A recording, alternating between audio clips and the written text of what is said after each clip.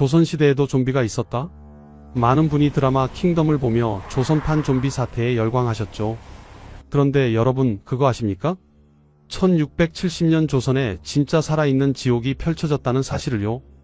하늘에선 이상한 핏빛 해가 뜨고 여름에 눈이 내리더니 전국에서 수십만 명이 이유도 모른 채 쓰러져 죽어갔습니다. 기록에 따르면 당시 관리들조차 손을 쓸 수 없어 수천 구의 시신을 한꺼번에 구덩이에 파묻어야 했습니다. 픽션보다 더 잔혹했던 실제 역사, 그날의 참극으로 여러분을 안내합니다. 이 이야기가 궁금하시다면 영상 끝까지 함께 해주시기 바랍니다. 구독과 좋아요는 저희에게 큰 힘이 됩니다. 1671년 6월 4일 조선 현종 12년 여름이었습니다. 대사원 장선징이 떨리는 손으로 상소문을 올렸습니다. 성 안팎에 굶어 죽은 시체가 도로에 이어지고 있습니다. 혹은 부모 처자가 서로 배고 깔고 함께 죽은 경우도 있고, 혹은 어미는 이미 죽고 아이가 그 곁에서 엎드려 그 젖을 만지며 빨다가 고치어 따라 죽기도 합니다. 이것은 과장이 아니었습니다. 한양 성 밖거리에는 정말로 시신들이 즐비했습니다. 아침에 멀쩡하던 사람이 저녁에는 길바닥에 쓰러져 있었고, 밤새 또 다른 시신들이 그 옆에 나란히 누웠습니다. 장선징은 상소를 이어갔습니다. 울고불고 신음하는 소리에 지나가는 자도 흐느낍니다.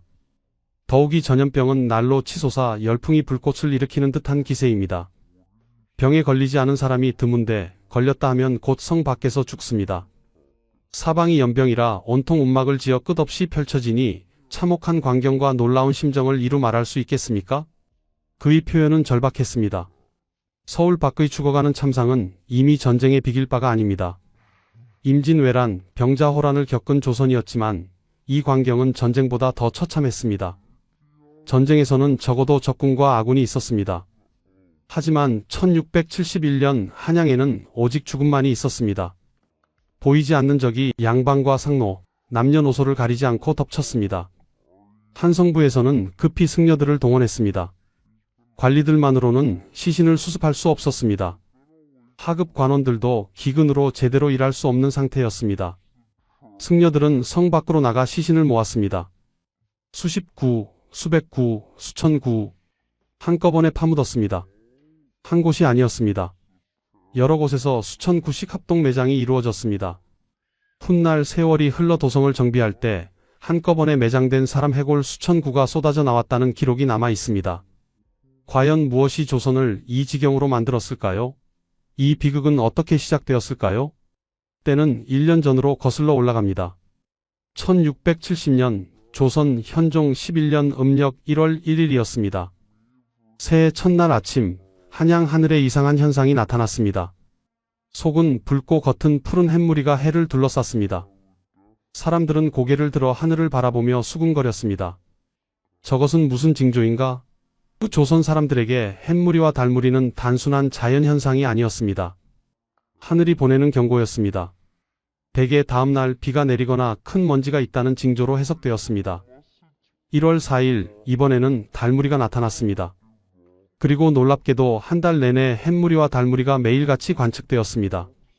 승정원 일기는 이 이상 현상을 빠짐없이 기록했습니다. 매일 나타나는 무리 현상. 이것은 심상치 않았습니다. 관상감 관리들은 불안해했고 조정 대신들은 왕에게 보고했습니다. 현종은 30살의 젊은 나이였습니다. 1659년 아버지 효종의 뒤를 이어 즉위한 지 11년째였습니다. 그는 예속 논쟁이라는 정치적 소용돌이를 견뎌냈고 나라를 안정시키기 위해 노력해왔습니다. 하지만 하늘의 징조는 그를 불안하게 만들었습니다. 불길한 징조는 하늘에만 있지 않았습니다. 1월 한반도 남부지방 곳곳에서 지진이 일어났습니다.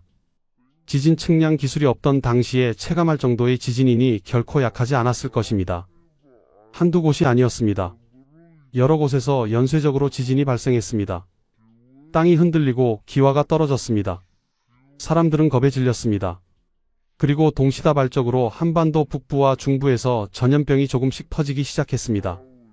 현종 11년 1월 4일 충청도 감사가 보고를 올렸습니다. 전염병이 도내를 돌아 513명이 통증을 호소하고 사망자가 30명에 이르렀습니다. 같은 날 전라도에서도 보고가 올라왔습니다. 598명이 감염되었고 43명의 사망자가 속출했습니다. 1월의 말입니다. 아직 겨울이었습니다. 전염병은 보통 따뜻한 계절에 기승을 부리는데 한겨울에 이렇게 많은 감염자가 나왔다는 것은 심상치 않았습니다. 현종은 각 지방에 의관과 약을 보냈습니다. 하지만 이것은 시작에 불과했습니다. 2월에 들어 전염병은 전국으로 확산되기 시작했습니다.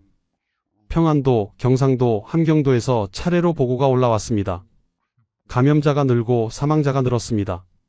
하지만 아직 조정은 심각성을 완전히 깨닫지 못했습니다. 1670년은 경술년이었습니다. 60갑자로 경술년. 조선 사람들은 후에 이 해와 다음 해를 합쳐 경신대기근이라 불렀습니다. 경술년과 신해년 앞 글자를 따서 경신대기근. 조선 역사상 최악의 재난 중 하나로 기록될 2년이 시작되고 있었습니다. 1670년 경신대기근 당시 조선을 휩쓴 전염병의 정체는 무엇이었을까요? 당시 기록에는 역병, 온역, 여역 등으로 표현되어 있지만 조선 후기 가장 무서운 전염병 중 하나는 바로 천연두였습니다. 천연두. 조선 사람들은 이것을 두창 마마, 손님이라고 불렀습니다. 특히 마마라고 높여 부른 이유가 있었습니다.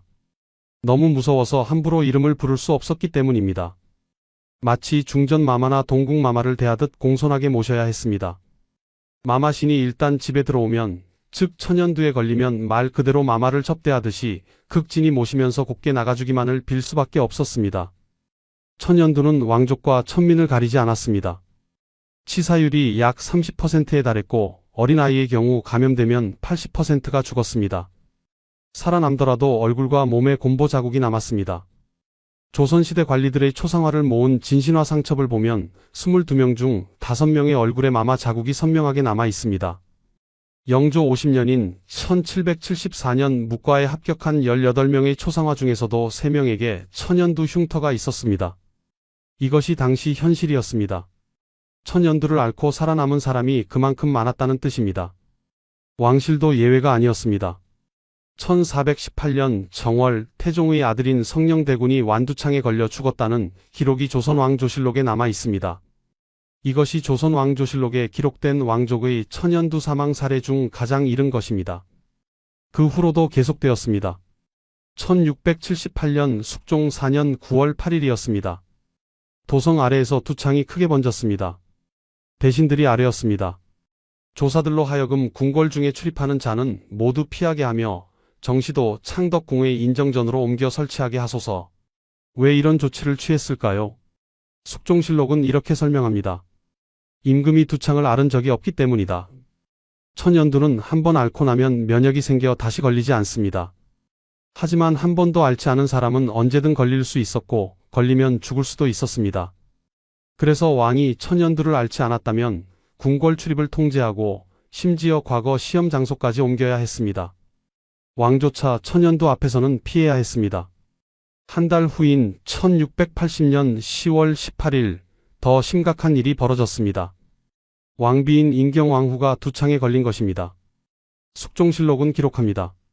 중궁이 편찮은 징후가 있었는데 증세가 두창 병환이었다. 그때 임금도 또한 아직 두창을 앓은 적이 없었으므로 약방 도제조 김수왕이 청대하여 임금이 다른 궁궐로 옮길 것을 청하니 임금이 이것을 허락하였다. 왕비가 천연두에 걸렸으니 왕이 다른 궁궐로 피신한 것입니다. 부부이지만 함께 있을 수 없었습니다. 전염될 위험이 있었기 때문입니다. 다음 날 숙종은 창경궁으로 갔습니다. 왕비는 혼자 병을 앓아야 했습니다. 1680년 10월 26일 숙종은 몸소 시약청에 나아가 인경왕후의 병환을 살폈습니다. 숙종실록은 당시 상황을 생생하게 기록했습니다. 김석주는 맥도를 진찰해보고 잇따라 소리를 내어 안부를 여쭈었고 숙종은 베개에 기대어 혼미한 상태로 단지 턱만 끄덕일 뿐이었다. 왕비의 상태가 심각했습니다. 의식이 혼미했고 제대로 대답할 수도 없었습니다. 10월 28일 비로소 환후가 낮아졌습니다. 11월 1일에는 크게 회복되어 비로소 딱지가 떨어졌습니다. 천연두는 처음 걸리면 열이 몹시 높고 사흘 만에 반점이 생깁니다. 그 후 부스럼이 일어나고 고름이 흐르고 딱지가 생겼다가 떨어지기까지 대체로 12일 정도 걸렸습니다.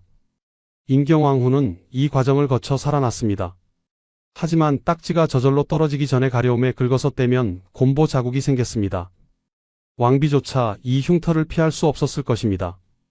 천연두의 공포는 1670년 경신대기근 당시에도 마찬가지였습니다. 기근으로 영양실조에 걸린 사람들은 면역력이 떨어졌고 그 상태에서 천연두에 걸리면 거의 살아남을 수 없었습니다. 어린아이들은 더욱 취약했습니다. 한 집안의 아이들이 모두 천연두로 죽는 일도 흔했습니다. 조선 중기 판서를 지낸 정경세는 두창으로 죽은 아들을 위해 제문을 썼고 두창으로 죽은 동생을 기리는 제문도 남겼습니다. 반대로 아이들이 두창에서 회복된 것을 기뻐한 시도 있습니다. 천연두에서 살아남는 것이 그만큼 기적 같은 일이었습니다. 사람들은 무속에 의지했습니다. 마마신에게 제사를 지내고 구슬하고 부적을 붙였습니다. 심지어 섣달금업날에는 어린이에게 못생긴 가면을 씌우고 재웠습니다. 마마신이 못생긴 아이는 가져가지 않는다고 믿었기 때문입니다. 마마신이 질투가 많아서 다른 귀신이 들어오는 것을 싫어한다는 믿음도 있었습니다. 그래서 천연두 환자가 있는 집에서는 제사도 지내면 안 된다고 했습니다. 율곡 이인은 해주향약에서 이런 풍습을 개탄하며 천연두를 핑계로 제사를 폐하는 자가 있으면 양반과 평민을 막론하고 중벌로 다스리라고 했습니다. 하지만 왕실에서조차 천연두를 두려워하여 피병을 했던 터라 소용이 없었습니다. 미신적 대응이었지만 실제로는 나름 합리적인 면도 있었습니다. 천연두는 공기로 전염되는 병이었습니다. 전염병 환자가 있는 집에서 제사를 지낸다고 집안 사람들이 모두 모였다가는 모두 감염되어 가문이 풍비박산 날 수 있었습니다. 당대 사람들이 과학적 원인은 알지 못했어도 어떤 상황에서 천연두가 전염되는지는 경험으로 알고 있었던 것입니다. 1670년 경신대기근 당시 2만 3천 명 이상이 전염병으로 사망했다는 기록이 있습니다. 그중 상당수가 천연두였을 것으로 추정됩니다. 천연두는 1879년 지석영이 일본에서 종두법을 배워와 보급하기 전까지 조선 사람들을 괴롭혔습니다. 조선 왕조 500년 내내 천연두는 끊임없이 창궐했고 수많은 사람이 죽었습니다. 왕도, 왕비도, 대군도, 공주도, 양반도, 백성도 모두 천연두 앞에서는 평등했습니다. 모두 똑같이 무력했습니다. 1670년 윤 2월 26일이었습니다.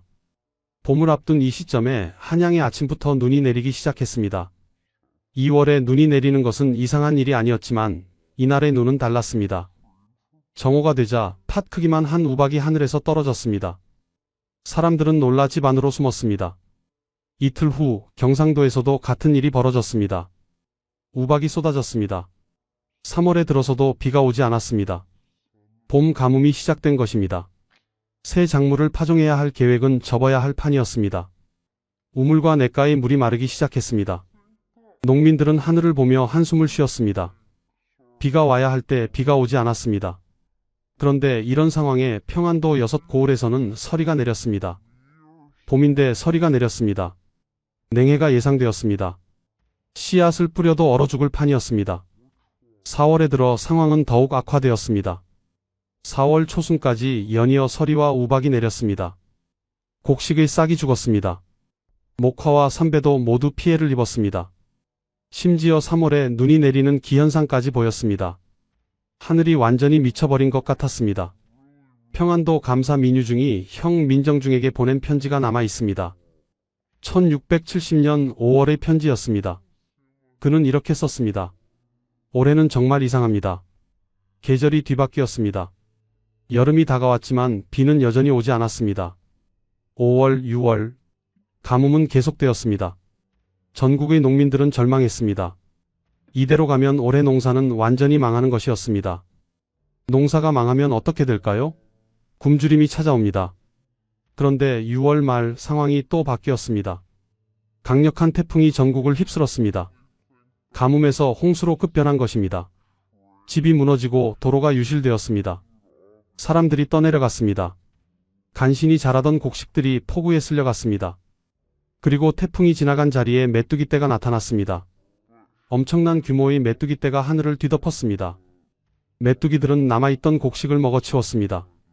보리, 밀, 수수, 조 가리지 않았습니다. 농민들은 손을 휘저으며 메뚜기를 쫓았지만 소용없었습니다. 메뚜기는 너무 많았습니다. 7월, 8월 여름 내내 이상 기후가 계속되었습니다. 눈과 서리가 여름에도 내릴 정도였습니다. 현종개수실록은 이렇게 기록했습니다. 몇 년 동안 수재와 한재로 기근과 역병이 유행하고 해와 달이 박식하였으며 여름에 눈이 오고 겨울에 천둥치며 춥지 않아 복숭아나무 오얏나무에 꽃이 피며 안개가 어둡게 끼고 기괴한 별이 스물인데 계절이 완전히 뒤바뀌었습니다. 여름에 눈이 오고 겨울에 복숭아꽃이 피었습니다. 이것은 단순한 날씨 문제가 아니었습니다. 전 세계적인 소빙기 현상의 일부였습니다. 15세기부터 18세기까지 지구 전체가 추워지는 시기였고 1670년은 그 절정기 중 하나였습니다. 유럽에서도 기근이 있었고 중국에서도 재난이 있었습니다. 하지만 조선은 유독 심했습니다.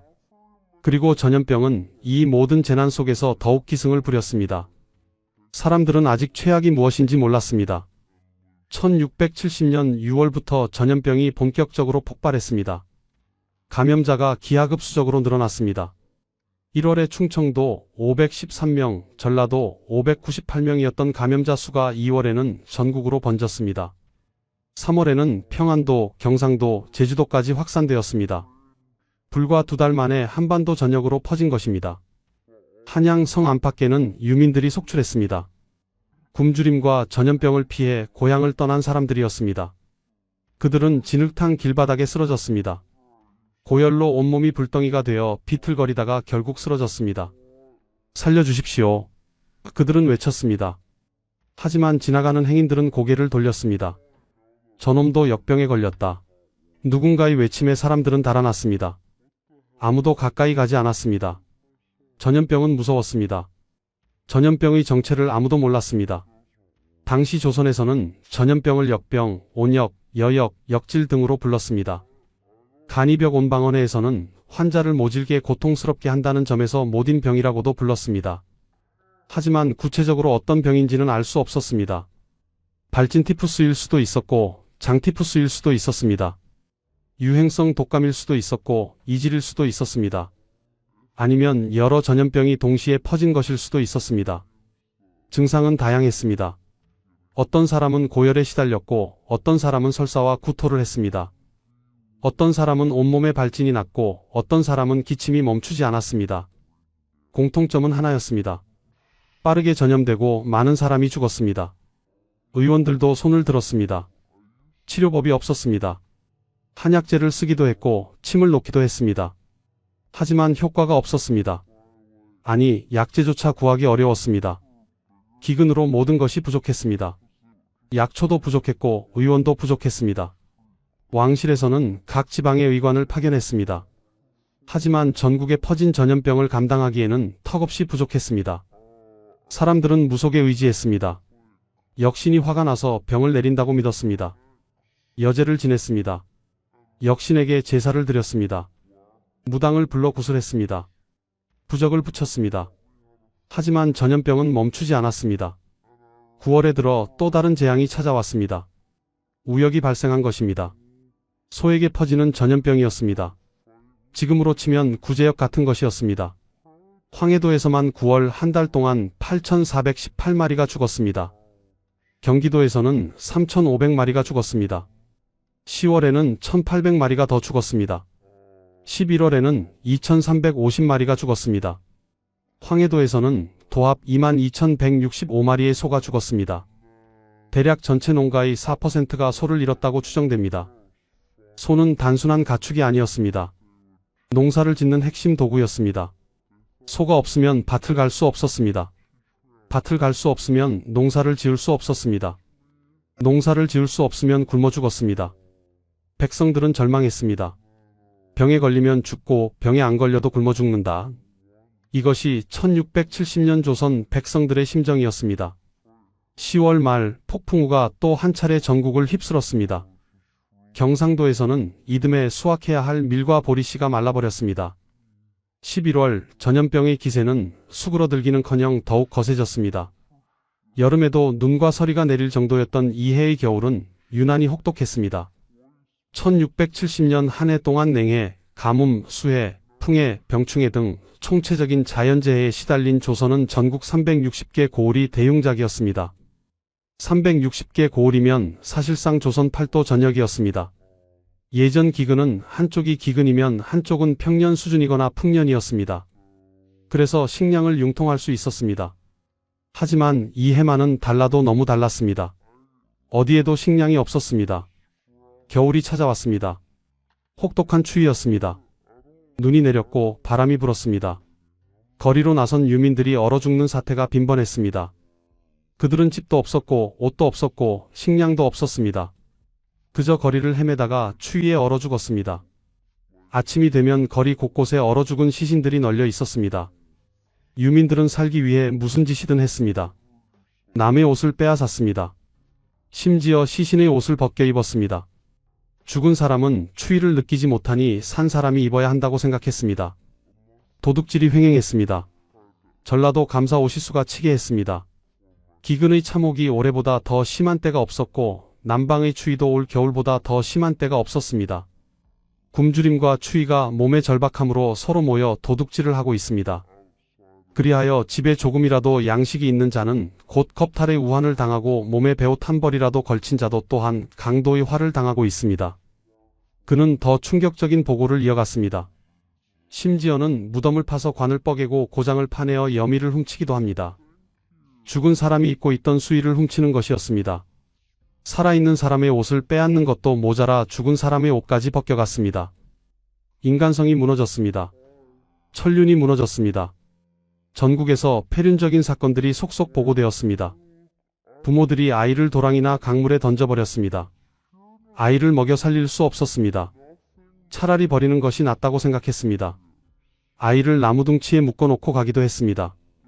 그래도 혹시 누군가 발견해서 살려주기를 바라는 마지막 자비였을까요? 아니면 그것조차도 귀찮아서 그냥 강에 던진 것이었을까요? 실록은 더 끔찍한 장면을 기록했습니다. 어느 아들이 어머니를 버리고 갔습니다. 어머니는 오랫동안 아들을 기다렸습니다. 하지만 아들은 오지 않았습니다. 어머니는 주저앉아 울기 시작했습니다. 그리고 그 자리에서 얼어 죽었습니다. 효자의 나라 조선에서 벌어진 일이었습니다. 6.25 국가조선에서 자식이 부모를 버렸습니다. 살기 위해서였습니다. 오직 살기 위해서였습니다. 1671년 1월 16일 조정에서는 한양 도성 안에 진흥소를 3곳 설치했습니다. 굶주린 백성들에게 죽을 나눠주는 곳이었습니다. 하지만 3곳으로는 부족했습니다. 지방에서 올라온 백성들까지 감안해 용산과 홍제원에 추가로 설치했습니다. 2월 한 달 동안 2만 명이 진흥소에서 죽을 얻어먹었습니다. 사람들이 너무 많이 몰렸습니다. 서로 밀치고 떠밀었습니다. 그 과정에서 80세 노파가 밝혀 죽는 사고가 발생했습니다. 굶어 죽지 않으려고 진흥소에 왔다가 밝혀 죽었습니다. 이것이 1671년 조선의 현실이었습니다. 봄이 왔지만 희망은 없었습니다. 작년에 씨앗을 제대로 뿌리지 못했으니 올해도 농사를 망칠 것이 뻔했습니다. 설사 씨앗을 뿌린다 해도 소가 없어 밭을 갈 수 없었습니다. 밭을 간다 해도 또 이상 기후가 찾아올지 몰랐습니다. 백성들은 절망했습니다. 내년도, 내후년도 이럴 것 같았습니다. 끝이 보이지 않았습니다. 1671년 6월 4일, 우리는 이제 이 날짜를 압니다. 영상의 시작 부분에서 본 그날입니다. 대사원 장선징이 현종에게 상소를 올렸습니다. 이제 우리는 그 상소문의 배경을 모두 알고 있습니다. 1년 전 불길한 징조로 시작해 지진과 가뭄과 홍수와 태풍과 메뚜기와 전염병과 우역과 혹한을 모두 겪은 후의 상소문이었습니다. 장선징은 떨리는 손으로 붓을 들었을 것입니다. 성 안팎에 굶어 죽은 시체가 도로에 이어지고 있습니다. 그는 목격한 것을 있는 그대로 썼습니다. 혹은 부모 처자가 서로 베고 깔고 함께 죽은 경우도 있고, 혹은 어미는 이미 죽고 아이가 그 곁에서 엎드려 그 젖을 만지며 빨다가 고치어 따라 죽기도 합니다. 일가족이 함께 굶어 죽었습니다. 어미가 먼저 죽고 아기는 죽은 어미의 젖을 빨다가 따라 죽었습니다. 아기는 어미가 죽은 줄 몰랐을 것입니다. 그저 배가 고파서 젖을 찾았을 것입니다. 하지만 젖은 나오지 않았고 아기는 그렇게 죽어갔습니다. 울고불고 신음하는 소리에 지나가는 자도 흐느낍니다. 거리 곳곳에서 울음소리가 들렸습니다. 아직 죽지 않은 사람들이 울고 있었습니다. 곧 죽을 사람들이 신음하고 있었습니다. 지나가는 사람들조차 눈물을 흘렸습니다. 하지만 그들도 도울 수 없었습니다. 자기 목숨 부지하기도 힘들었습니다. 더욱이 전염병은 날로 치솟아 열풍이 불꽃을 일으키는 듯한 기세입니다. 전염병이 더 무서웠습니다. 굶주림은 천천히 죽지만 전염병은 빠르게 죽었습니다. 병에 걸리지 않은 사람이 드문데 걸렸다 하면 곧 성 밖에서 죽습니다. 대부분의 사람이 병에 걸렸습니다. 그리고 병에 걸리면 곧 죽었습니다. 성 안에서 죽지 못하고 성 밖에서 죽었습니다. 병자를 성 밖으로 내보냈기 때문입니다. 전염을 막기 위해서였습니다. 사방이 연병이라 온통 움막을 지어 끝없이 펼쳐지니 참혹한 광경과 놀라운 심정을 이루 말할 수 있겠습니까? 성 밖에는 움막이 끝없이 늘어서 있었습니다. 병자들을 격리한 움막이었습니다. 그 안에서 사람들이 죽어갔습니다. 장선징은 마지막으로 썼습니다. 서울 밖의 죽어가는 참상은 이미 전쟁에 비길 바가 아닙니다. 임진왜란도 겪었고 병자호란도 겪은 조선이었습니다. 하지만 이것은 전쟁보다 더 참혹했습니다.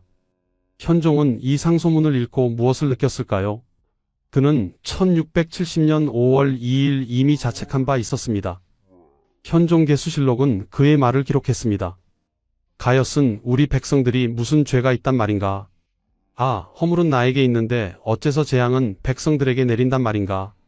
그는 왕이었지만 무력했습니다. 하늘을 바꿀 수 없었고 전염병을 막을 수 없었고 굶주림을 해결할 수 없었습니다. 1671년 8월 21일 어전회의가 열렸습니다. 기근 대책을 모색하는 회의였습니다. 영의정 허적이 말했습니다. 기근의 참혹함이 팔도가 똑같아 백성들의 일이 망극하고 국가의 존망이 결판났습니다. 조선이 망할지도 모른다는 위기감이었습니다. 그 정도로 상황이 심각했습니다. 허적은 이어 말했습니다. 책임이 신하에게도 있고 임금에게도 있다고 했습니다. 현종은 고개를 숙였을 것입니다. 왕으로서 나라를 지키지 못한 자책감. 하지만 그가 할 수 있는 일은 많지 않았습니다. 7월에 삼남지방 수군의 훈련을 중지하도록 지시했습니다. 굶주린 상태에서 훈련을 시킬 수 없었기 때문입니다. 8월에 유민이 본격적으로 발생했습니다. 많은 사람이 죽었습니다. 실록은 기록했습니다. 지난해의 흉년은 예전에 없던 것이어서 굶주리고 떠돌아다니다가 죽은 자가 태반이나 됩니다. 절반이 죽었다는 것입니다. 과장일까요? 사실일까요? 우리는 곧 숫자로 확인하게 될 것입니다. 1670년부터 1671년까지 2년간의 공식 기록을 정리하면 이렇습니다. 전염병 감염자 5만 2천 명, 사망자 2만 3천 명 이상, 치사율 약 44%였습니다. 감염되면 2명 중 1명이 죽었다는 뜻입니다. 지역별로 보면 전라도 사망자가 1만 2,500명으로 전체의 54%를 차지했습니다. 경상도는 4,000명으로 17%였습니다. 나머지는 다른 지역에 분산되었습니다. 하지만 이것은 공식 기록입니다. 실제 사망자는 훨씬 많았을 것입니다.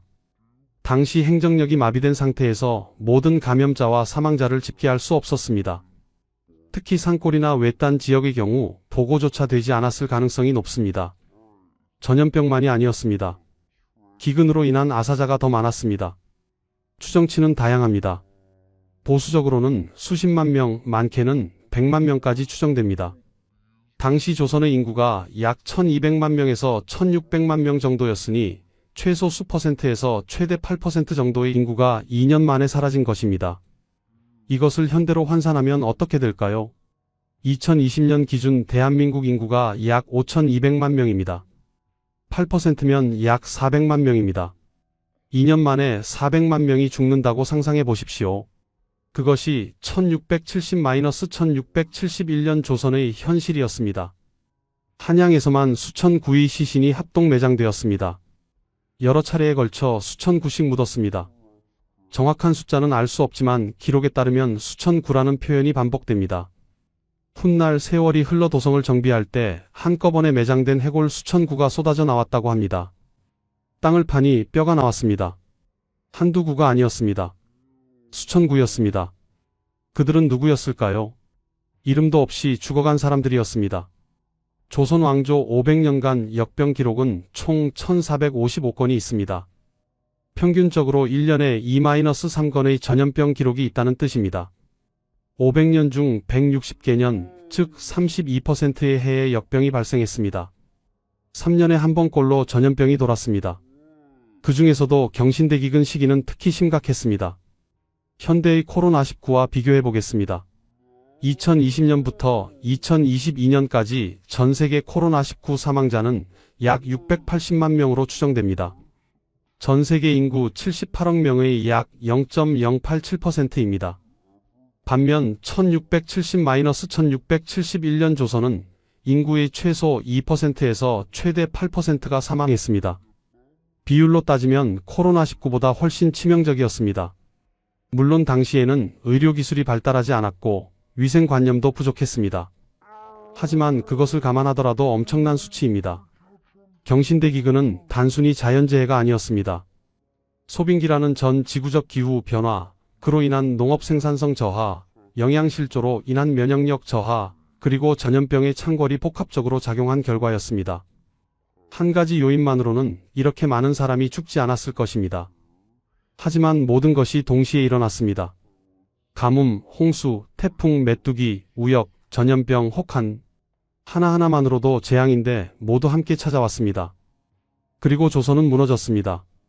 경신대기근이 끝난 지 24년이 지난 1695년 조선 숙종 21년이었습니다. 또다시 대기근이 찾아왔습니다. 을병대기근이라 불리는 재난이었습니다. 을해년 1695년과 병자년 1696년에 걸친 기근이었습니다. 역사는 반복되었습니다. 다시 이상기후가 찾아왔고, 다시 흉작이 들었고, 다시 전염병이 돌았고, 다시 사람들이 굶어 죽었습니다. 사망자 규모는 경신대기근 못지않았습니다. 고위층 사망자도 많았습니다. 지중추부사 최관, 좌의정 박세채, 봉조와 이관징, 전 2조 참판 송광열, 능평군 9일, 전 부제학 이명, 형조판서 박태상 등 7명의 재상급 인사가 사망했습니다. 그 후유증으로 전라도 관찰사 심권, 지중추부사 이수원, 우참찬 임상원, 판중추부사 신익상, 전 부제학 윤진, 전 형조판서 민취 등 재상급 인사 6명이 더 숨을 거두었습니다. 왜 조선은 같은 비극을 반복했을까요? 근본적인 원인은 소빙기라는 기후 변화였습니다. 인간의 힘으로 막을 수 없는 자연현상이었습니다. 하지만 대응 방식에는 문제가 있었습니다. 조선은 과학적이고 실용적인 정책으로 대응하지 못했습니다. 대부분의 대응은 제사와 기도였습니다. 하늘에 제사를 지내고 역신에게 구슬하고 부적을 붙였습니다. 물론 전혀 효과가 없지는 않았을 것입니다. 사람들의 마음을 위로하고 희망을 주는 역할은 했을 것입니다. 하지만 실질적으로 전염병을 막거나 기근을 해결하지는 못했습니다. 조선 왕조 500년간 총 1000만 명 정도가 전염병으로 죽었다고 추정됩니다. 엄청난 숫자입니다. 하지만 조선도 완전히 손 놓고 있었던 것은 아닙니다. 노력은 있었습니다. 1524년 중종시대 평안도 전역에 전염병이 퍼지자 왕은 각 지방의 의관과 약을 내려보냈습니다. 하지만 전염병은 쉬이 거치지 않았고 중종은 스스로 구한 방법을 모르겠다고 말할 지경이었습니다. 정조시대에는 홍역이 유행할 조짐을 보이자 병자들을 조사하고 치료할 12개 조항의 진역구려절목을 만들어 반포했습니다. 사족, 상민, 천민 가운데 매우 빈궁한 자에게는 약의 지급을 허락했습니다. 신분을 가리지 않고 치료하려 한 것입니다. 의소도 편찬했습니다. 간이벽 온방언에는 전염병 대처 방법을 한글로 풀어 쓴 책이었습니다. 양반만이 아니라 일반 백성도 읽을 수 있도록 한 것입니다. 경국대전에는 병들었으나 가난해서 약을 살 수 없는 자에게 관해서 약을 지급하며 지방에서는 고을에서 의약을 지급한다고 쓰여 있습니다. 전염병은 개인의 문제가 아닌 모두가 풀어내어야 할 공동의 문제로 인식했던 것입니다. 조선 말기에는 지석영이 종두법을 도입했습니다. 천연두를 예방하는 백신이었습니다. 비록 늦었지만 과학적 대응이 시작된 것입니다. 하지만 이런 노력들은 단편적이었고 체계적이지 못했습니다. 무엇보다 과학적 이해가 부족했습니다. 전염병의 원인을 귀신 탓으로 돌렸고 치료법도 한방에 의존했습니다. 물론 한방이 전혀 효과가 없는 것은 아니었지만 세균과 바이러스를 죽이는 데는 한계가 있었습니다. 역병은 가난한 자와 부유한 자를 가리지 않았습니다. 왕도, 양반도, 백성도 모두 똑같이 죽음 앞에 무력했습니다. 재상이 죽고 왕자가 죽고 공주가 죽었습니다. 궁궐 안에서도 전염병을 피할 수 없었습니다. 숙종시대의 기록을 보면 천연두가 유행하자 대신들이 왕에게 아뢰었습니다. 조사들로 하여금 궁궐 중에 출입하는 자는 모두 피하게 하며 정시도 창덕궁의 인정전으로 옮겨 설치하게 하소서. 왕이 천연두를 앓은 적이 없었기 때문입니다. 왕조차 전염병 앞에서는 피해야 했습니다. 역사는 우리에게 말합니다. 재난 앞에서 과학과 연대만이 답이라고. 미신과 기도로는 전염병을 막을 수 없습니다. 정확한 진단, 효과적인 치료, 체계적인 방역만이 답입니다. 그리고 혼자서는 살아남을 수 없습니다. 사회가 함께 대응해야 합니다. 가난한 사람도 치료받을 수 있어야 하고 소외된 지역도 지원받을 수 있어야 합니다. 그것이 경신대기근이 우리에게 남긴 교훈입니다. 지금까지 조선시대 실제 전염병의 참상을 다룬 영상이었습니다. 넷플릭스 드라마 킹덤보다 더 처참했던 실제 역사. 1670년부터 1671년까지 2년간 조선을 휩쓴 경신대기근과 전염병으로 최소 수십만 명에서 최대 100만 명이 목숨을 잃었습니다. 공식 기록만으로도 5만 2천 명이 감염되고 2만 3천 명이 사망했습니다. 거리마다 시체가 산처럼 쌓였고 승려들이 동원되어 수천 구의 시신을 합동 매장했습니다. 여러분은 이 이야기를 어떻게 받아들이셨나요? 구독과 좋아요는 더 나은 역사 콘텐츠를 만드는 큰 힘이 됩니다. 다음 영상에서 또 만나요. 조선 땅에서 가장 많은 피를 부른 곳, 그곳의 이름이 살목지라고요? 최근 화제가 된 영화 살목지를 본 사람들은 묻습니다. 조선시대에도 그 섬뜩한 이름의 처형장이 정말 존재했냐고.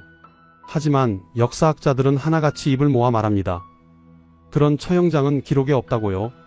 그럼 대체 사람들은 왜 그곳을 죽음의 땅이라 불렀을까요? 1416년 왜 하필 조선의 처형장들은 모두 서쪽에만 몰려 있었을까요? 오늘 여러분과 함께 파헤쳐 볼 이야기는 지도에도 기록에도 없는 죽음의 이름, 그 너머에 감춰진 진짜 피의 역사입니다. 이 이야기가 궁금하시다면 영상 끝까지 함께 해주시기 바랍니다. 구독과 좋아요는 저희에게 큰 힘이 됩니다. 서울 중구 서소문공원. 지하철을 타고 이곳을 지나가는 사람들은 모릅니다. 자신들의 발밑 430년 전 이곳에서 얼마나 많은 피가 흘렀는지를. 1504년 연산군 10년 조선왕조실록은 이렇게 기록합니다. 서소문 밖에서 죄인을 능지처 참한 후 머리를 베고 시신을 전시하여 묻 사람들에게 보였다. 이것이 서소문 밖 처형장의 첫 기록입니다. 이곳에는 특별한 우물이 있었습니다. 뚝개우물, 망나니 우물이라 불렸던 이곳은 크고 깊어서 물의 양이 많았습니다. 평상시에는 우물의 덮개를 덮어두고 있다가 망나니가 사람을 죽이고 나서야 뚜껑을 열고 칼을 씻었다고 전해집니다. 사형 집행 당시의 모습은 더욱 섬뜩합니다. 망나니가 막걸리를 한 잔 마시고 칼날에 뿜어대며 죄인 주위를 돌면 가족이나 친지들이 돈을 던져주며 행하라는 팁을 주었습니다. 가급적 고통을 주지 말고 단칼에 죽여달라는 부탁이었습니다. 1801년 신유박해 때는 정약종과 이승훈이 이곳에서 참형을 당했습니다. 1811년 밀란을 일으킨 홍경래의 목이 이곳에 효수되었습니다. 1839년 기해박해, 1866년 병인박해를 거치며 100명 가까운 천주교인이 처형되었습니다. 1894년에는 동학농민운동 지도자 김계남의 머리가 전주에서 베어져 이곳까지 압송되어 효수되었습니다. 그런데 왜 하필 서소문이었을까요? 왜 조선의 처형장들은 모두 서쪽에 있었을까요? 그리고 살목지라는 처형장은 정말 존재했을까요? 이 궁금증을 풀기 위해서는 430년 전으로 거슬러 올라가야 합니다. 1416년 태종 16년 예조가 임금에게 아뢰었습니다. 사형장을 서소문 밖 성밑 심리 양천 지방, 예전의 공안 북쪽으로 정하소서. 태종실록에 기록된 이 문장이 조선시대 공식 처형장의 시작입니다. 서쪽, 왜 하필 서쪽이었을까요? 6.25 경전인 얘기에는 이렇게 적혀 있습니다. 형장은 사직단 우측에 있어야 한다. 경복궁에서 바라볼 때 사직단의 우측이 바로 서쪽이었습니다. 중국 신화 속 서왕모는 죽음과 어둠을 관장하는 반인반수의 여신이었습니다. 그녀는 서쪽 끝 신령스러운 산인 곤륜산에 살면서 다양한 재앙을 내리고 5가지 형벌을 집행했습니다. 서쪽은 까마득한 옛날부터 죽음과 어둠을 의미했던 것입니다. 하지만 상징적인 이유만 있었던 것은 아닙니다. 실용적인 이유도 있었습니다. 서소문 밖은 형조와 의금부에서 가까웠습니다. 최종 판결을 내리는 관청들과 가까운 곳에 처형장을 두면 신속한 집행이 가능했습니다. 또한 이곳은 칠패시장과 인접해 있었습니다. 삼남지방에서 올라온 물류가 집결하는 교통요지였고 사람들의 왕래가 많았습니다. 처형을 공개적으로 진행하여 일벌백계의 효과를 노릴 수 있었던 것입니다. 서소문 밖 내거리는 소위문이라고도 불렸던 서소문 근처에 있었습니다. 아현에서 서소문으로 향하는 길에 위치한 이곳은 강화도를 거쳐 양화진, 마포, 용산 나루터에 도착한 삼남지방의 물류가 집결되어 도성으로 반입되는 통로였습니다. 도성 내외를 잇는 육로가 교차되어 성저 십리 내 번화한 지역 중 하나였습니다.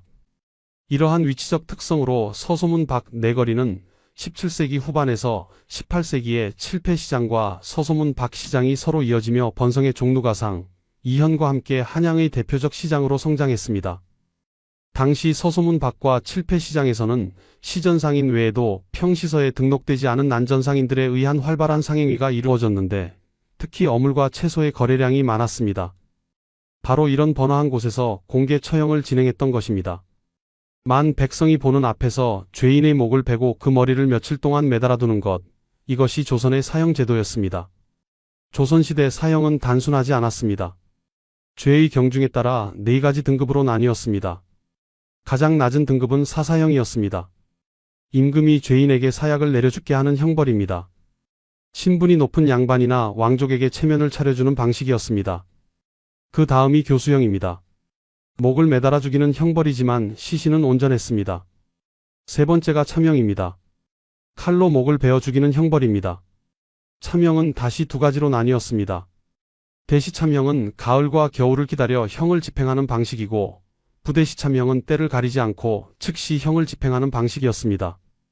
가장 높은 등급의 극형이 능지처사형입니다. 능기처참이라고도 불리는 이 형벌은 되도록 천천히 고통을 극대화하면서 사형에 처하는 극형이었습니다. 먼저 신체의 살을 잘게 저미거나 신체의 특정한 수개처에 칼질을 하여 상처를 내고 목을 베는 것입니다.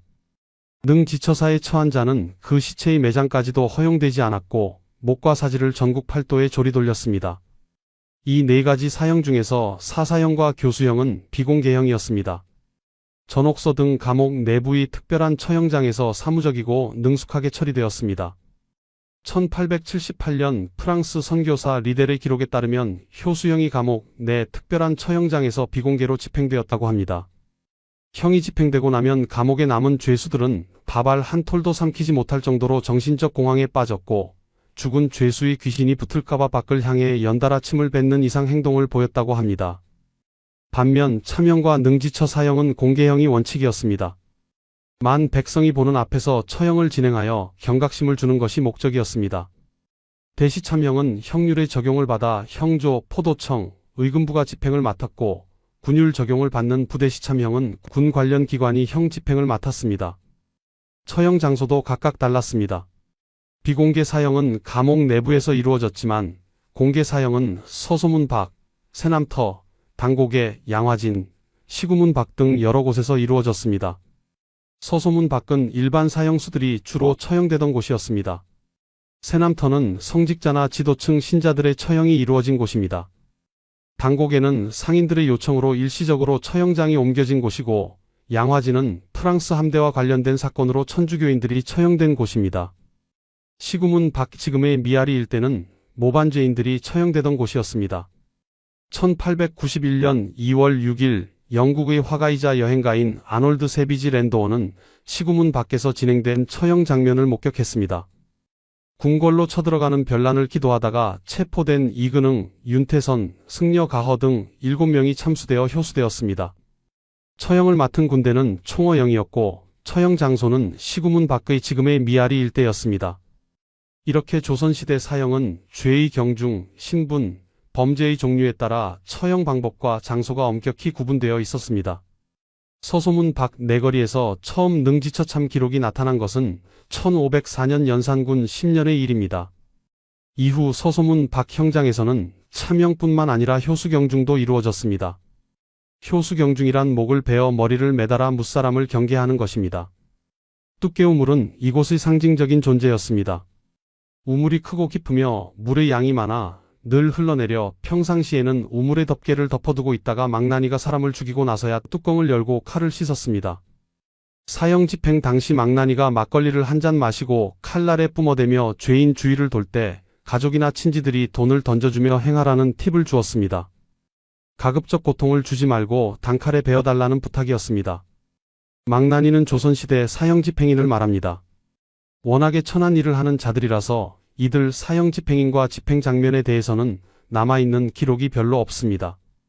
일제강 점기의 경성 형무소장을 역임했던 나카하시 마사요시는 1936년에 쓴 책에서 전해오는 이야기라는 단서를 달아 망나니의 행동을 묘사했습니다. 형을 집행할 때 망나니는 칼을 머리 위로 쳐든 채 잠시 동안 난무를 추고 스스로 흥분 상태에 들어간 때 그 여세로 칼을 내리쳐 한 칼에 참했다고 합니다. 조선시대 사형 집행인은 소속 기관에 따라 크게 세 부류로 나뉩니다. 전옥소 소속 행행쇠장, 포도청 소속 굴레, 의금부 소속 나장이 있었습니다. 연려실 기술에는 명종 때 을사사화에 연루되어 처형된 윤준에 대한 이야기가 나옵니다. 윤준이 수레에 실려서 처형장으로 끌려갈 때 그 아내가 길가에서 울고 있었더니 회자수 두어 사람이 돈을 달라고 요구했습니다. 그러자 윤준이 그 아내를 보고 돈 준다고 내가 죽음을 면하겠는가라고 거절하자 화가 난 회자수가 노해서 지극히 혹독하게 처형했다고 합니다. 서소문 박형장에서는 수많은 사람들이 목숨을 잃었습니다.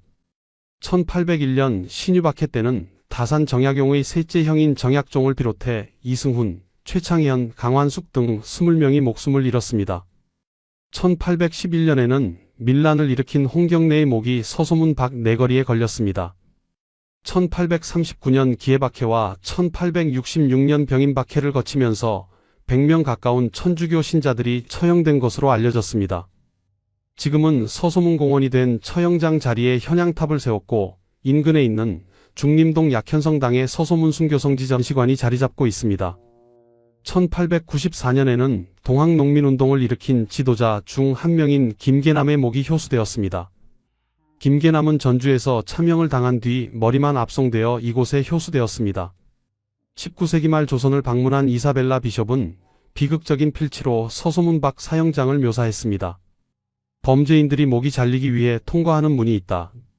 이들의 목은 처형된 뒤 야전 냄비거리처럼 생긴 꼬챙이에 걸려 며칠 동안 전시된다. 서소문 박 내거리, 이곳은 조선시대 한양의 공식 처형지였습니다. 갖가지 모반 사건과 범죄, 정변에 연루된 죄인들이 그곳에서 처형되었습니다. 사형수는 크게 모반죄와 일반 범죄로 나뉘었는데 모반죄는 형장이 일정하지 않았지만 나머지 사형수들은 대부분 서소문 박 형장에서 형이 집행되었습니다. 19세기 말 조선을 방문한 외국인들은 처형 장면을 목격하고 충격적인 기록을 남겼습니다. 1878년 프랑스 선교사 리델은 감옥 내 비공개 처형에 대해 이렇게 썼습니다. 형이 집행되고 나면 감옥에 남은 죄수들은 밥알 한 톨도 삼키지 못할 정도로 정신적 공황에 빠졌고 죽은 죄수의 귀신이 붙을까봐 밖을 향해 연달아 침을 뱉는 이상 행동을 보였다. 1891년 2월 6일 영국의 화가이자 여행가인 아놀드 세비지 랜도어는 시구문 박 지금의 미아리 일대에서 진행된 처형 장면을 직접 목격했습니다. 궁궐로 쳐들어가는 별난을 기도하다가 체포된 이근흥, 윤태선, 승려 가허 등 7명이 참수되어 효수되었습니다. 처형을 맡은 군대는 총어영이었고 랜도어는 그 광경을 스케치로 남겼습니다. 1832년부터 1904년까지 살았던 이사벨라 비숍은 조선을 여행하며 서소문 박 형장에 대해 이렇게 묘사했습니다. 범죄인들이 목이 잘리기 위해 통과하는 문이 있다.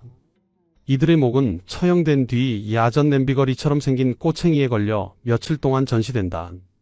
그녀가 본 서소문 밖은 번화한 시장 한복판에 자리 잡고 있었습니다. 사람들이 물건을 사고 팔고 웃고 떠드는 바로 그 옆에서 사형수의 목이 잘리고 효수되는 광경이 펼쳐졌던 것입니다. 조선시대 화가 김윤보는 형정도첩에서 역적참항이라는 그림을 남겼습니다. 길 가운데 천막을 치고 휘장을 두른 임시막사에서 포도대장이 처형을 지휘하는 모습이 생생하게 담겨 있습니다. 망나니가 칼을 들고 죄인의 목을 베려는 순간 주변에는 수많은 구경꾼들이 둘러서 있습니다. 어떤 이들은 두려움에 고개를 돌리고 어떤 이들은 호기심 어린 눈으로 지켜봅니다. 김중근의 참형하는 모양이라는 그림에도 비슷한 장면이 그려져 있습니다. 사형 집행 당시의 모습은 일종의 의식처럼 진행되었습니다. 망나니가 막걸리를 한 잔 마시고 칼날에 뿜어대며 죄인 주위를 도는 것을 칼춤이라고 불렀습니다. 이때 북소리가 함께 울려 퍼졌고 구경꾼들은 숨을 죽인 채 그 광경을 지켜보았습니다. 가족이나 친지들이 돈을 던져주며 행하라고 외치면 망나니는 그 돈을 받아 품에 넣었습니다. 돈을 많이 받으면 단칼에 깨끗이 목을 베어주었지만 돈을 받지 못하면 일부러 칼을 무디게 하여 여러 번 내리쳐야 목이 잘리게 했다는 이야기도 전해집니다. 연려실 기술에 나오는 윤준의 이야기가 바로 그런 경우였습니다. 회자수 사형 집행인이 돈을 달라고 요구했지만 윤준이 돈 준다고 내가 죽음을 면하겠는가라고 거절하자 화가 난 회자수가 지극히 혹독하게 처형했다고 기록되어 있습니다. 처형이 끝나면 목은 장대에 매달렸습니다. 효수라고 불리는 이 방식은 죄인의 목을 높은 곳에 걸어 만백성에게 보이는 것이었습니다.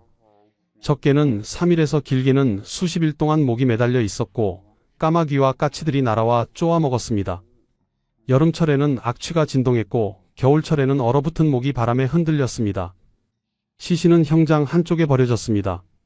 가족들이 시신을 수습하는 것조차 허락되지 않는 경우가 많았습니다. 특히 영모나 천주교 관련 죄인들의 시신은 경비를 세워 감시했습니다.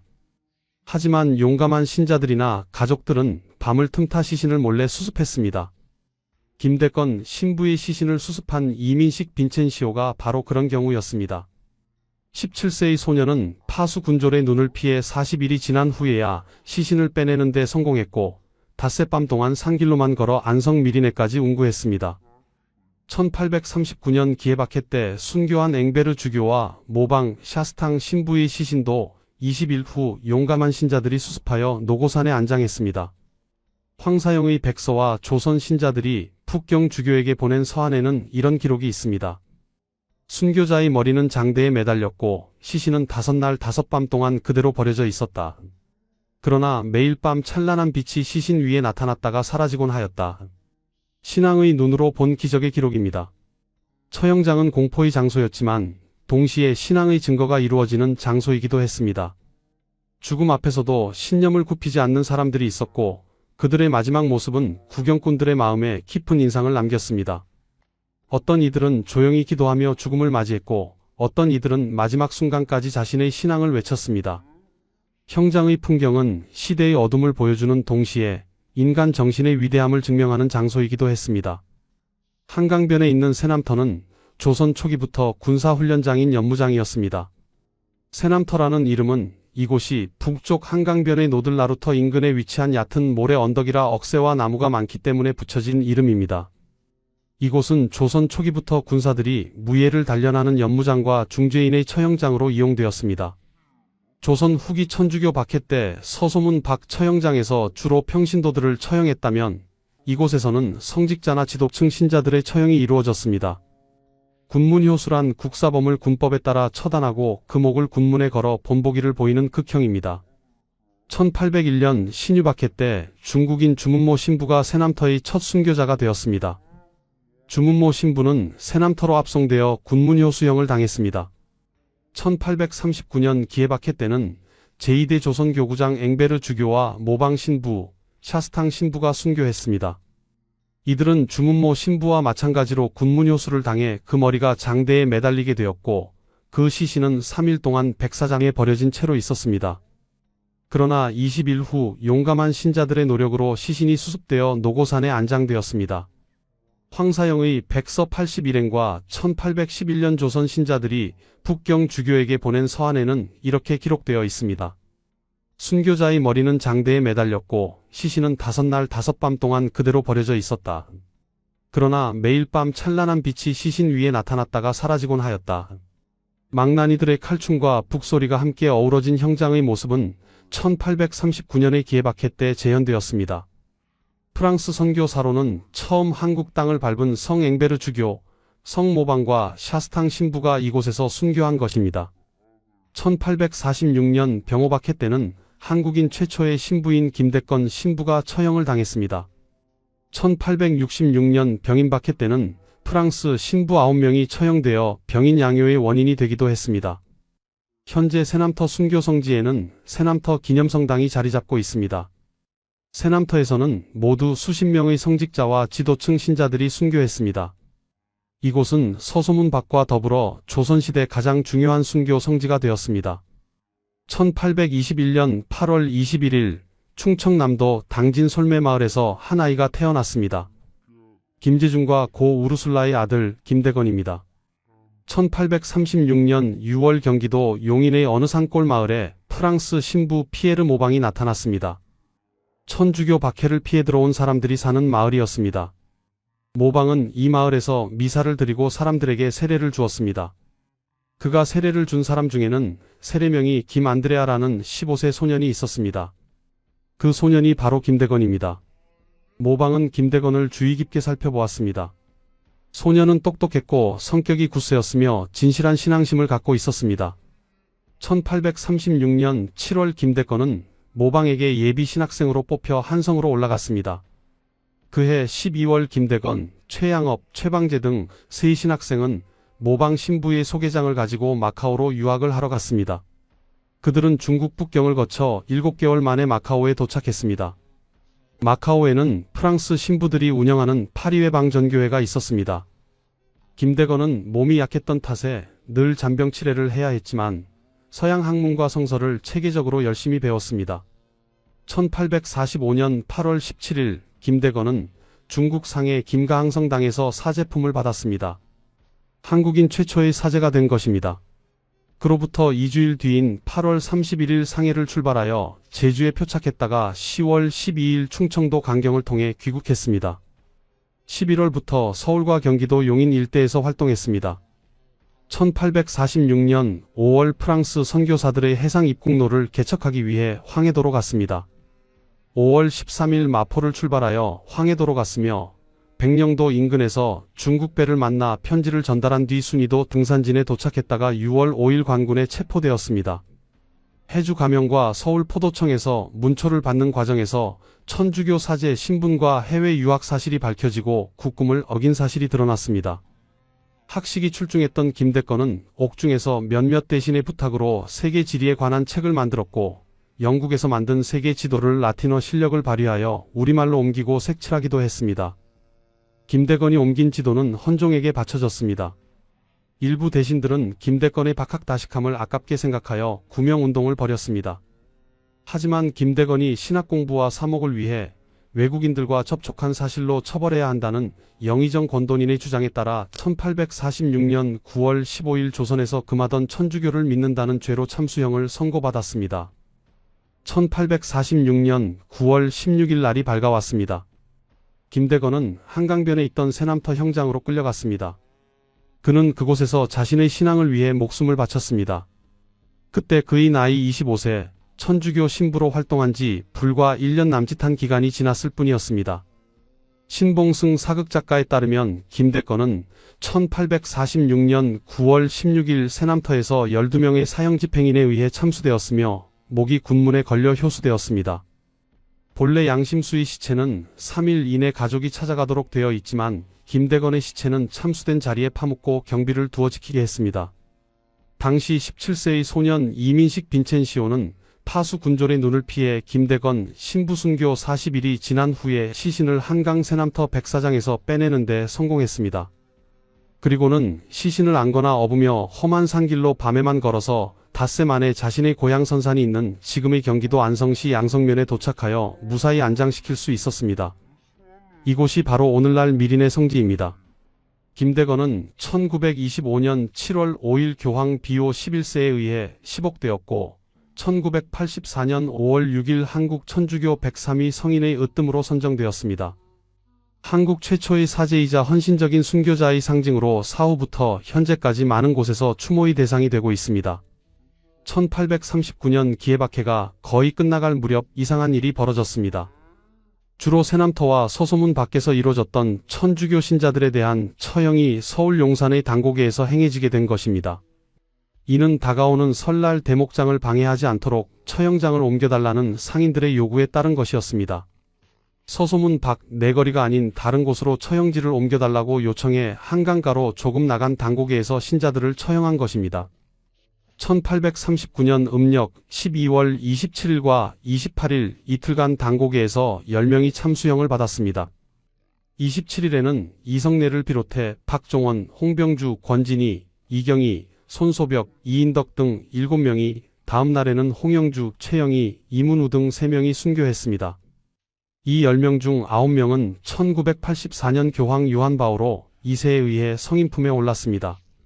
하지만 이성내 마리아는 10억 시성 대상에서 제외되었습니다. 이성내 마리아는 두 번째 한국인 사제 최양업 토마스 신부의 모친이자 최경환 프란치스코 성인의 부인입니다. 1801년 충청도 홍성에서 태어난 이성내는 17세에 최경환과 혼인한 뒤 1821년 장남 최양업을 낳았습니다. 가족과 함께 한양으로 이사를 했다가 박해 위험이 있자 강원도와 인천 부평을 거쳐 수리산으로 이주했습니다. 고향과 재산을 버리고 낯선 곳으로 옮겨 다니는 가운데서도 이성내는 모든 어려움을 기쁘게 참아냈습니다. 수리산에 정착해서는 남편을 도와 마을을 교우촌으로 일구는 데 헌신했습니다. 장남 최양업은 이때 신학생으로 선발되어 마카오로 떠났습니다. 1839년 기해박해가 일어나자 남편 최경환은 한양을 오가면서 순교자들 시신을 찾아 묻어주고 교우들을 돌봤으며 이성내는 남편 뒷바라지를 하면서 자식들을 보살폈습니다. 그해 여름 포졸들이 수리산 교우촌에 들이닥쳤습니다. 부부는 자신들도 곧 체포되리라는 것을 잘 알고 있었습니다. 부부는 새벽에 수리산 교우촌을 급습한 포졸들을 기다리기라도 한 듯 반갑게 맞았습니다. 최경환은 포졸들에게 교우들과 함께 질서정연하게 따라갈 테니 잠시 쉬었다가 식사를 하고 떠날 것을 권했습니다. 이성내는 포졸들을 위해 밥상을 차렸고 최경환은 포졸들이 식사를 마치자 장롱에서 옷을 모두 꺼내 포졸 한 명 한 명에게 입혀주었습니다. 순교하면 필요 없게 되는 옷이었습니다. 이성내도 젖먹이를 포함한 아들 5명을 데리고 남편을 따랐으며 신자들이 달아날 염려가 없다는 것을 안 포졸들은 이들을 오랏줄로 묶지도 않았습니다. 부부는 포도청에서 팔이 부러지고 살이 찢어질 정도로 문초와 형벌을 받았지만 용감하게 신앙을 증언했습니다. 남편 최경환은 옥사했습니다. 하지만 이성내에게는 육체적 고통보다 자녀들이 겪는 고통이 더욱 크게 다가왔습니다. 부모와 함께 어린아이를 투옥시키는 일은 국법에도 없었으나 맏아들이 사제가 되기 위해 외국에 유학가 있던 이 집안에 대해서는 일말의 관용도 베풀어지지 않았습니다. 3살 막내 스테파노가 빈 젖을 빨다가 옥에서 굶어 죽고 말았습니다. 이성내는 더 이상 버틸 수 없었습니다. 나 천주를 모러 오라고 외치고 감옥에서 풀려나왔습니다. 남은 아이들마저 잃고 싶지 않은 지극한 모성애였습니다. 하지만 곧 아이들이 동양 나간 사이 스스로 다시 옥으로 돌아와 갇히게 됩니다. 6세에서 15세까지의 4형제는 부모들이 갇혀있는 옥에 찾아가면 자신들 때문에 부모들이 배교할 것을 우려해 동양을 해가며 살아갔습니다. 이성내는 다음과 같은 유언을 남겼습니다. 이제 그만 가거라. 절대로 천주와 성모 마리아를 잊지 말아라. 서로 화목하게 살며 어떤 어려움을 당하더라도 서로 떨어지지 말고 마청 토마스가 돌아오기를 기다려라. 어머니가 참수되기 하루 전 어린 형제들은 동양한 쌀과 돈 몇 푼을 가지고 희광이 사형 집행인에게 찾아가 자신들의 어머니가 고통을 당하지 않도록 단칼에 베어줄 것을 부탁했습니다.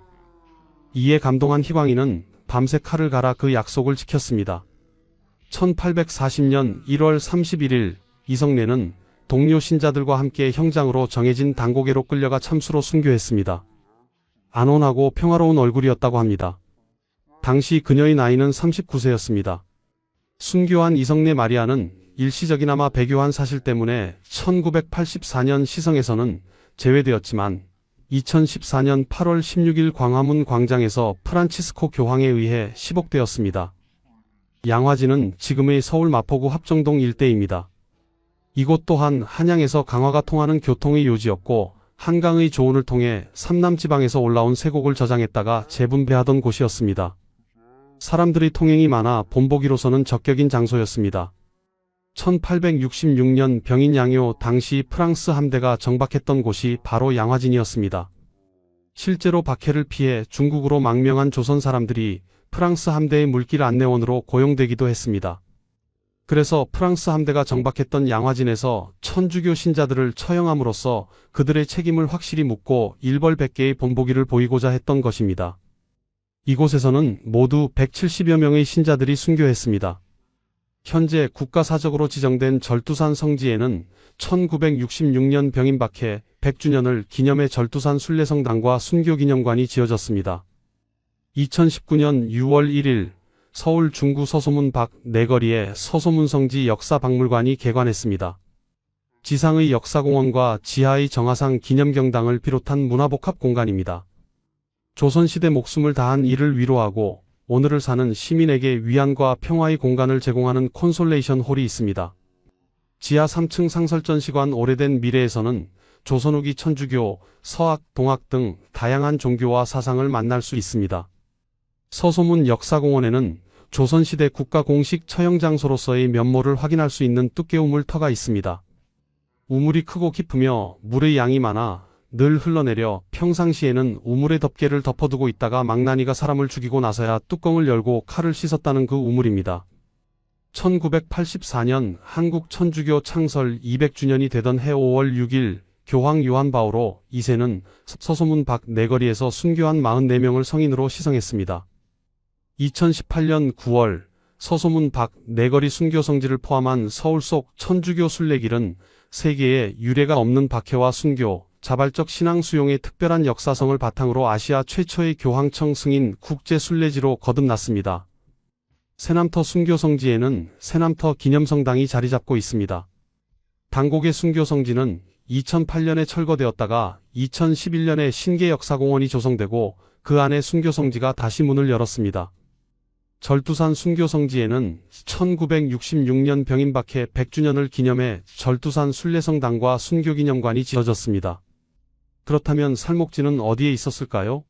살목지는 조선시대 처형장이 아니었습니다. 살목지는 충청남도 예산군 광시면에 위치한 현대의 저수지 이름입니다. 1982년에 농업용수 공급을 목적으로 준공된 농업생산 기반 시설입니다. 불길하여 이름에 잘 쓰지 않는 한자인 죽일살이 들어있어 다소 섬뜩하게 느껴질 수 있지만 실제로 살목이라는 지명은 일대의 지명인 시목에서 알 수 있듯이 화살나무를 뜻합니다. 예산군에서 소개하는 지역 지명 유래에 따르면 화살나무가 많이 자란 데에서 유래했다는 설 또는 지형이 살목, 즉 기울어진 집을 바로 세우거나 내려앉은 기둥을 올려 받치는 데 쓰는 지렛대, 창살로 쓰기 위하여 가늘게 오린 나무를 닮은 데에서 붙었다는 설이 있습니다. 2020년대 들어 심야괴담회 방영 이후 많은 사람이 알게 되었고 2026년에는 영화 살목지가 개봉하여 화제가 되었지만 이곳은 조선시대 처형장과는 전혀 관련이 없는 현대의 저수지입니다. 조선시대에 살목지라는 이름의 처형장은 존재하지 않았습니다. 하지만 서쪽 십리 안팎에는 실제로 피해 역사가 있었습니다. 1416년 태종 16년에 정해진 서소문 밖 처형장, 1504년 연산군 10년부터 기록에 나타나는 능지처참과 효수, 1801년부터 1866년까지 이어진 천주교 박해로 서소문 밖에서만 100명 가까운 사람들이 목숨을 잃었습니다. 새남터에서는 1801년 주문모 신부를 시작으로 1846년 김대건 신부까지 수십 명의 성직자가 순교했습니다. 당고개에서는 1839년 음력 12월 이틀간 10명이 참수되었고 그 중에는 3살 자식을 옥에서 잃은 어머니 이성내가 있었습니다. 양화진에서는 170여 명이 순교했습니다. 권력의 칼날은 시대를 가리지 않았습니다. 조선시대에는 천주교인이 일제강점기에는 독립운동가가 그 칼날 아래 쓰러졌습니다. 하지만 역사는 진실을 기억합니다. 서소문성지 역사박물관, 새남터 순교성지, 당곡의 순교성지, 절두산 순교성지가 그 증거입니다. 1984년 시성된 44명의 성인, 2014년 시복된 124위의 순교자들이 그 증거입니다. 조선시대 살목지는 존재하지 않았습니다. 하지만 서쪽 십리 안팎, 서소문 밖 내거리, 새남터, 당곡의 양화진에는 430년간 이어진 피의 역사가 있었습니다. 그리고 그 역사를 우리는 기억해야 합니다. 지금까지 조선시대 처형장의 역사를 함께 살펴보았습니다. 이 영상이 여러분께 작은 깨달음이 되었기를 바랍니다. 구독과 좋아요 부탁드립니다. 다음에 또 만나요.